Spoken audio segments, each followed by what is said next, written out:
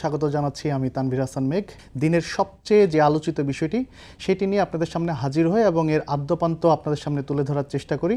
সেই ধারাবাহিকতায় আজ আমরা শিরোনাম দিয়েছি অভিযান চলল, জেনেভা ক্যাম্পের যুদ্ধ থামছে না। সেই জায়গা থেকে আজ মূলত ভোরে এই জেনেভা ক্যাম্পে দুই পক্ষের একটি সংঘর্ষ হয় এবং সেখানে একজন নিহত হন এবং সেই যুবকের নাম জাহেদ। আমরা জানি যে শুধু এই জেনেভা ক্যাম্পে যে এই যে আজকে যে সংঘর্ষ, সেই সংঘর্ষ আজ নতুন নয়, 5 আগস্টের পর থেকে এবং এর আগে আমরা দেখেছি জেনেভা ক্যাম্পে এরকম অহরহ যুদ্ধ হয় এবং দুই পক্ষের যে সংঘর্ষ হয় সেই সংঘর্ষ মূলত আধিপত্যকে কেন্দ্র করে, এই আধিপত্য মূলত কেন্দ্র করে হয় যে মাদকের যে কেনাবেচা, সেটিকে কেন্দ্র করে কিন্তু মূলত হচ্ছে এই সংঘর্ষগুলো ঘটে এবং যার ফলে কিন্তু প্রতিনিয়ত প্রতি বছরই কিন্তু আমরা দেখছি যে এলাকার যে সকল বাসিন্দারা রয়েছেন তাদের কিন্তু প্রাণ যাচ্ছে এবং সেই সঙ্গে এই যে মোহাম্মদপুরের যে জেনেভা ক্যাম্প রয়েছে, এই ক্যাম্পে কিন্তু প্রতিনিয়ত এরকম সংঘর্ষ ঘটার ফলে কিন্তু আশপাশের যে সকল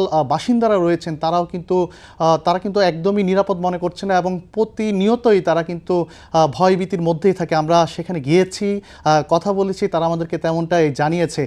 সেই সঙ্গে একটু যদি বলতে চাই যে পুরো এই জেনেভা ক্যাম্পের এই মাদককে নিয়েই কিন্তু মূলত এই প্রতিনিয়তই সংঘর্ষ ঘটে এবং 5 আগস্টের পর আমরা দেখেছি যৌথ বাহিনী থেকে শুরু করে ব্যাপক অভিযান চালিয়ে প্রায় 1000 খানেক, ডিএমপির তথ্য মতে 1000 খানেক অপরাধীকে গ্রেপ্তার করা হয়েছে। তারপরও কেন থামছে না এই জেনেভা ক্যাম্পের যে সংঘর্ষ এবং হানাহানি, মারামারি, কাটাকাটি, এটি কেন থামছে না সে বিষয়ে আমরা পুলিশ কর্তৃপক্ষের সাথে কথা বলেছি।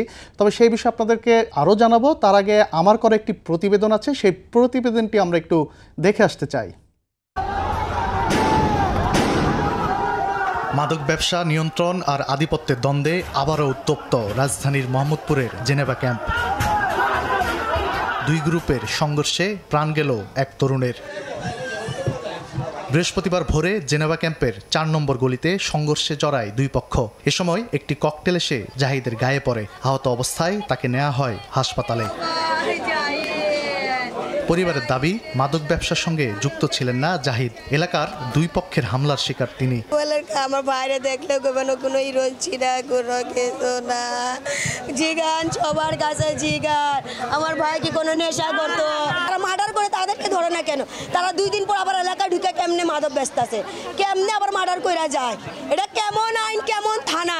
স্থানীয়দের অভিযোগ, আইন শৃঙ্খলা বাহিনীর অভিযানেও শান্ত হচ্ছে না জেনেভা ক্যাম্প।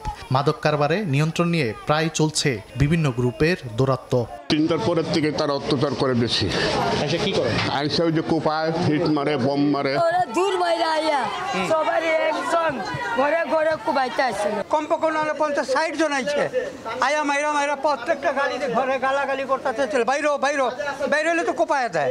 বাসিন্দারা বলছেন সবচেয়ে বেশি মাদক কারবারি চলে ক্যাম্পের 7 নম্বর ও 4 নম্বর গলি। এর সঙ্গে চোয়া সেলিম, শাহ আলম, তারিক, পারমনু ওরফে গালকাটা মনু, চেম্বার রাজ, পিচ্চি রাজা, ঠোঁট গোলাপি, ফারুক এবং ইমতিয়াজ সহ বেশ কয়েকজন জড়িত। সোদপুরিয়া গুরু ওই সাইডে থাকে, পারমনু, পিচ্চি রাজা, এরা সব মিলাই এলাকা নিতে চায়। মূল হোতাদের ধরা না গেলে ক্যাম্পের পরিবেশ পুরোপুরি শান্ত করা সম্ভব নয় বলছে আইন শৃঙ্খলা বাহিনী। যারা এই ব্যবসাটা পরিচালনা করে তাদের গায়ে হাত পড়তে হবে। যারা সেলার তাদের চেয়ে যারা এটার মূল নিয়ন্ত্রক তাদের গায়ে হাত না পড়া পর্যন্ত এটা কন্ট্রোল করা যাবে না। গেল 6 মাসে জেনেভা ক্যাম্প থেকে 1000-এর বেশি অপরাধীকে গ্রেপ্তার করেছে যৌথ বাহিনী।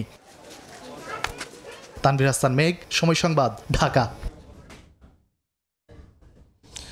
যেমনটা দেখছিলাম আমার করা একটি প্রতিবেদন, সেই প্রতিবেদনে কিন্তু আমরা বিস্তারিত তুলে ধরার চেষ্টা করেছি এবং সেই সঙ্গে আমরা বলছিলাম যে এই বাসিন্দারা বলছিলেন যে মূলত এই 4 নম্বর সেক্টর অর্থাৎ 4 নম্বর যে গলি, সেই গলিতেই কিন্তু মূলত হচ্ছে জাহেদ নামে যেই ব্যক্তি আজ মারা গিয়েছেন ভোরে দুই পক্ষের সংঘর্ষে। তিনি মূলত সেখানে তার বোনের বাসায় থাকতেন এবং তারা মূলত 5 বোন, তার 5 বোনের এবং সেই সঙ্গে হচ্ছে 5 বোন এবং 1 ভাই এবং ভাই হচ্ছে যে সবচেয়ে ছোট ভাই এবং তিনি মূলত হচ্ছে আজ ভোরবেলায় যখন দুই পক্ষের সংঘর্ষ হয় এবং সেই সংঘর্ষের সাথে সাথেই কিন্তু আমরা দেখেছি প্রতিবেদনে আমরা যেমনটা দেখেছি যে সংঘর্ষের সাথে সাথেই তিনি মূলত ভোর দিকে এই দুই পক্ষের সংঘর্ষ দেখার জন্য বিকট আওয়াজে যে ককটেল বিস্ফোরণ এবং বোমা বিস্ফোরণের যে শব্দ, সেই শব্দ শুনেই তিনি মূলত হচ্ছে সেই 4 নম্বর যে গলিতে তিনি তার বোনের বাসায় থাকতেন, তিনি বের হওয়ার পরপরই তার মাথায় একটি ককটেলের আঘাত লাগে এবং সঙ্গে সঙ্গেই তিনি মাটিতে লুটিয়ে পড়েন। এক পর্যায়ে ট্রমা সেন্টারে তাকে উদ্ধার করে তাকে ট্রমা সেন্টারে নিয়ে যাওয়া হয় এবং সেই সঙ্গে সেখান থেকে কর্তব্যরত যে চিকিৎসকরা ছিলেন তারা বলছিলেন যে ঢাকা মেডিকেল কলেজ হাসপাতালে নিয়ে যাওয়ার জন্য, এবং তারা পর্যায়ক্রমে ঢাকা মেডিকেল কলেজ হাসপাতালে নিয়ে যায় এবং সেই সঙ্গে ফজরের কিছুক্ষণ পরেই কিন্তু যে কর্তব্যরত চিকিৎসক ছিলেন তিনি তাকে কিন্তু মৃত ঘোষণা করেন। এবং সেই সঙ্গে আমরা দেখেছি যে এখানকার যে বাসিন্দারা রয়েছে, অর্থাৎ এই 4 নম্বর সেক্টর কিংবা এর আশপাশে যে সকল বাসিন্দারা রয়েছেন আমরা তাদের সাথেও কথা বলেছি, তারা আমাদেরকে যেমনটা জানিয়েছে যে মূলত যে এই সংঘর্ষ হয় সেটি হচ্ছে রাত যত গভীর হয় তাদের সংঘর্ষের কিন্তু ততই বাড়তে থাকে এবং সেই সঙ্গে শুধুমাত্র রাত 3টার পর থেকে এই মারামারি হানাহানি কাটাকাটি শুধুমাত্র এই আধিপত্যকে বিস্তার করেই মূলত এই মারামারি ঘটে। এবং সেই সঙ্গে আপনাদেরকে আরেকটি তথ্য আপনাদেরকে জানিয়ে রাখতে চাই যে বাসিন্দারা বলছেন সবচেয়ে মাদক কারবারি চলে ক্যাম্পের যে 7 নম্বর এবং 4 নম্বর সেক্টর, অর্থাৎ আমি যেটি বলছিলাম যে 4 নম্বর সেক্টর অর্থাৎ 4 নম্বর যে গলি সেখানেই মূলত আজ জাহিদ নামে যে ব্যক্তিটি নিহত হয় সেই জায়গাগুলো তারা মূলত আধিপত্য নিতে চাচ্ছেন। এবং অন্য যে গ্রুপগুলো রয়েছে সেই গ্রুপের কথা যদি একটু বলতে চাই, যেমন আজকে মূলত যে সকল গ্রুপগুলো তারা মূলত হামলা চালিয়েছে অর্থাৎ সংঘর্ষ হয়েছে যার ফলে কিন্তু জাহিদ নামে যে ব্যক্তি মারা গিয়েছে এদের মধ্যে রয়েছে চোয়া সেলিম, শাহ আলম, তারেক, পারমানু ওরফে গালকাটা মনো, চেম্বার রাজ, পিচ্চি রাজ, ঠোঁট গুলাবি, ফারুক এবং ইমতিয়াজ সহ বেশ কয়েকটি গ্রুপ এখানে সক্রিয় রয়েছে। এবং সেই সঙ্গে আমরা দেখছি যে এই সংঘর্ষের ফলে এই আশপাশে যে সকল বাসিন্দারা রয়েছেন তারাও কিন্তু অনেকটা তারা কিন্তু মোটেও নিরাপদ নয়, আমরা তাদের সাথেও কথা বলেছি। এবং এই যে একের পর এক যে অভিযান চালাচ্ছে সেই অভিযান চললেও কেন রাজধানীর মোহাম্মদপুরের জেনেভা ক্যাম্পের এই সংঘর্ষ কেন তারা নিয়ন্ত্রণ করতে পারছে না সেই বিষয়ে কিন্তু আমরা আইনশৃঙ্খলা বাহিনীর কাছে প্রশ্ন তুলেছি এবং তারা বলছে যে শুধুমাত্র এই অভিযান চালালেই হবে না, মূলত হচ্ছে যে, এবং সেই সঙ্গে তিনি বলেছেন যে যারা মূলত এই কেনাবেচা করে তাদেরকেও ধরলে হবে না, এর পেছনে যে সকল গডফাদার রয়েছে অর্থাৎ যারাই মূলত এই সকল গ্রুপকে মদত দেয় এবং যারাই এই গ্রুপগুলোর পিছনে টাকা ঢালছে তাদেরকে গ্রেপ্তার করতে হবে। অর্থাৎ এক কথায় যদি বলতে চাই, মোটা দাগে যদি বলতে চাই, সেক্ষেত্রে হচ্ছে যে সকল গডফাদার রয়েছে অর্থাৎ যারা এই 4 নম্বর সেক্টরের কথা যেমনটা বলছিলাম, 7 নম্বর সেক্টরের কথা যেমনটা বলছিলাম, এই সকল গলিগুলো যারা নিয়ন্ত্রণ করে তাদেরকে মূলত আইনের আওতায় আনতে হবে। তারপরই তারা বলছে যে এই যে রাজধানীর যে জেনেভা ক্যাম্প রয়েছে সেটি নিয়ন্ত্রণ করা সম্ভব হবে বলে তারা মনে করছে। এবং শুধুমাত্র এই রাজধানীর জেনেভা ক্যাম্পে আজকে যে সংঘর্ষ হয়েছে যার ফলে যে একজন তরুণ প্রাণ হারিয়েছে ব্যাপারটা তা নয়, শুধুমাত্র আমরা দেখেছি 5 আগস্টের আগ থেকেই এই 5 আগস্ট আগ থেকেই কিন্তু আমরা দেখেছি যে অসংখ্য মানুষ কিন্তু এই জেনেভা ক্যাম্পের সংঘর্ষের ফলে কিন্তু প্রাণ দিয়েছে। এবং আরেকটি তথ্য যদি আপনাদেরকে বলতে চাই যে জাহিদ নামে যে ব্যক্তিটি ছিলেন তার পরিবারের দাবি তিনি মূলত কোনো ধরনের মাদক কেনাবেচা কিংবা কোনো ধরনের মাদক কারবারের সাথেও তিনি মূলত জড়িত নয় এবং সে মূলত হচ্ছে রাজধানীর যে কল্যাণপুর রয়েছে অর্থাৎ রাজধানী মোহাম্মদপুর থেকে কিছুটা কাছে যে কল্যাণপুর রয়েছে সেখানে তিনি একটি মোবাইলের সার্ভিসিংয়ের দোকানে কাজ করতেন এবং তিনি মূলত তার বোনের বাসায় থাকতে এসেছিলেন। বেশ কয়েকদিন যাবৎ তিনি এখানে থাকছিলেনও, কিন্তু এই যে আজ ভোরে যে ঘটনাটি ঘটেছে তিনি শব্দ শোনার সাথে সাথে যখন বের হয় এবং 4 নম্বর গলি যেটি বা একটু আগে যেমনটা বলছিলাম যে 4 নম্বর যে গলি সেখানেই তার বোনের বাসায় থাকতেন এবং তারা মূলত হচ্ছে 5 বোন এবং তার একটি ছোট ভাই অর্থাৎ জাহিদের কথা বলছিলাম।